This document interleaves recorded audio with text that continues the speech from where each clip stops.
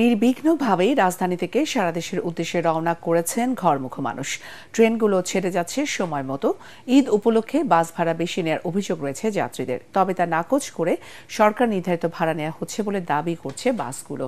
ঈদের ছুটির প্রথম দিন মহাসড়কগুলোর পরিবহনের চাপ বাড়তে শুরু করায় বিভিন্ন পয়েন্টে ধীর গতিতে চলছে পরিবহন। ফজলে রাব্বির রিপোর্ট। দেওয়ানগঞ্জ ঈদ স্পেশাল ট্রেন নির্ধারিত সময় ঠিক সকাল ৯টা ৩০ মিনিটে জামালপুরের উদ্দেশ্যে ছেড়ে গেল কমলাপুর স্টেশন। এক মহাস্বস্তি যাত্রীদের জন্য।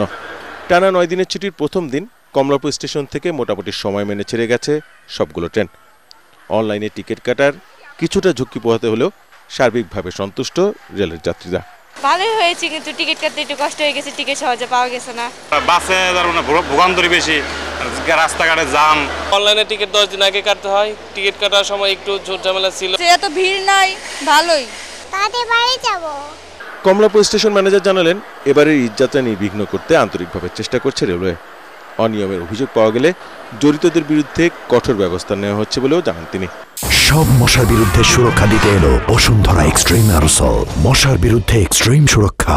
ঈদ উপলক্ষে প্রতিদিন ৭০ জোড়া ট্রেন রাজধানী থেকে সারা দেশে চলাচল করছে বলে জানান এই কর্মকর্তা।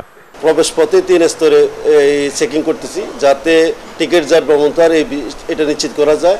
এর পরবর্তীতে ট্রেনে উঠার পরে ট্রেনেও চেকিং আছে, গন্তব্য স্টেশনও চেকিং আছে। আমাদের জিআরপি, আরএনবি, এপিবিএন সদস্য, আনসার সদস্য এবং র্যাব রাও টহলে আছে।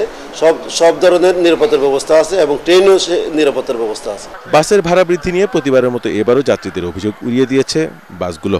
অন্য সময় থেকে 100, 200, মানে এখানে তো 100 টাকা বেশি নিচ্ছে, ওখানে 200 টাকা 300 টাকা বেশি নিচ্ছে।